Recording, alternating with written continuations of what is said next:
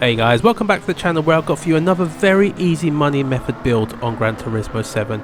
It's at Sardegna and we're going to be using a VGT this time, a Vision Gran Turismo by Hyundai, and this car is absolutely ridiculously good. I just can't fault it. There's a few quirks to it, I'll talk about it during the video, so just keep tuned to that. But let's go straight into how you get the car, how you build it, how you tune it and how you race it.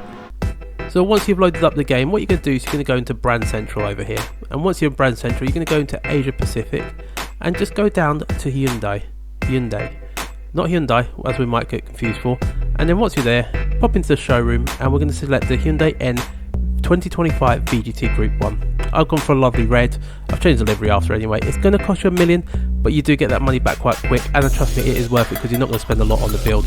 On the tuning wise, leading into that nicely, we're going to go into the tuning shop.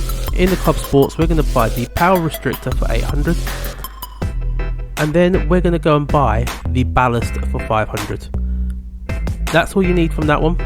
And obviously we just need the tyres, so we're going to go into racing and we're going to go and buy the racing hard tyres. They're 18,500, but they are the only tyres you're going to need during this race. But once we've done that, we're going to head over to our garage to tune the car and get this build sorted. But before we do, I just want to take this moment to just ask you guys, if you are enjoying this content and if you do want to support me and the channel, it would be great if you could just hit that like button, leave me a comment, tell me what you think of these videos, and also just subscribe to the channel. That would be a massive help for me. But here it is, there's not much you have to change. So you're going to select obviously the racing hard tyres, which is the only tyre you're going to need for this race. You're then going to go over to downforce, so you're going to put 1211 at the front and 2000 at the rear. With the ECU, we're just going to change that output adjustment down to 90%. We're going to add 128 kilograms of ballast, and we're going to take minus 17 off that. So we're going to put that balance position into minus 17. And then we're going to put the power restrictor down to 90. That will give you a PP of 799.55, so just under the 800, which we need for this race. And that is it. That's all you're going to need to do. If you haven't done Sardegna before, you're then also going to need to go and select the race. You need to go to World Circuits for this. Pop into Europe, and then you're going to scroll to the side and go to Sardegna Racetrack. Once you're there, choose the Touring Car 800, press enter, and then we're ready to go. It won't let you change the tyres, it's the only tyre you're going to be able to use with this build. And then we're going to go straight into the race. Now, the race itself is quite an easy one. The first thing you need to do straight away though, change that fuel map to 2, and you're pretty much going to leave it there for most of this race. You could even save more fuel if you really wanted to. I chose this is probably the fastest for me, and there's a few quirks with this car. Now, it took me a couple of laps to actually get the hang of it, but things that you want to do is, especially in the hairpin turns, is you do want to try and get the car accelerated in first gear.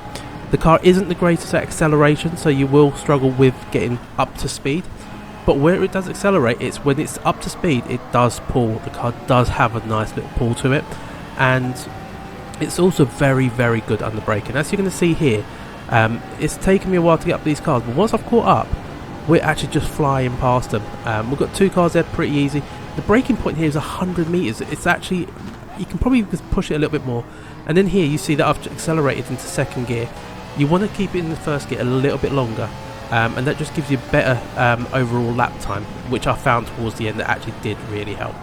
Now, as you get into lap 6, you're going to notice that the AI will start pitting at this point. Now, you still don't need to pit yourself because we're still going to have plenty of fuel to go. As you can see, the leaders who are on the soft tyres have already pitted, but we've still got time to go. Look, we've got over 3.7 laps of fuel remaining, so that's going to take us into the end of into lap 8, where we're going to start lapping people. And at this point we still have fuel in the tank, so you just want to be a little bit careful. As you can see, I went fastest the previous lap, I got 36.7. You can go in faster, I'm not the fastest driver by all means.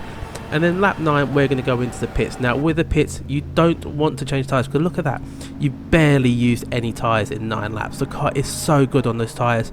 You do want to fill up the fuel, so do not press that don't refuel button. Get the car full to the brim, and then when we come out, this is where you can have a little bit of fun.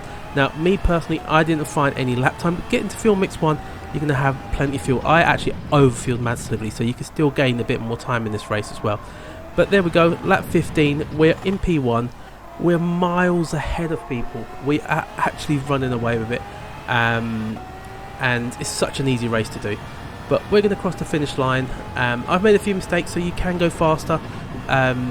Just But if you want to just enjoy it and not take any risks, you can also do that. It's what it's all about. Nice easy build, and we're going to finish the race in P1, and we're just going to go and have a look at our finishing time.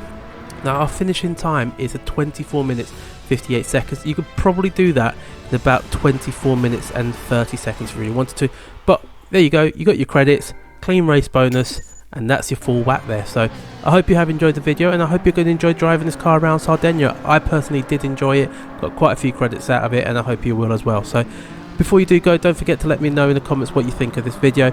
Do hit the like button, and please do consider subscribing to the channel. I'm going to pop up 2 videos for you here on the left and on the right of the screen that you might actually enjoy as well, so do feel free to check them out, and I will see you on the next one. See you later.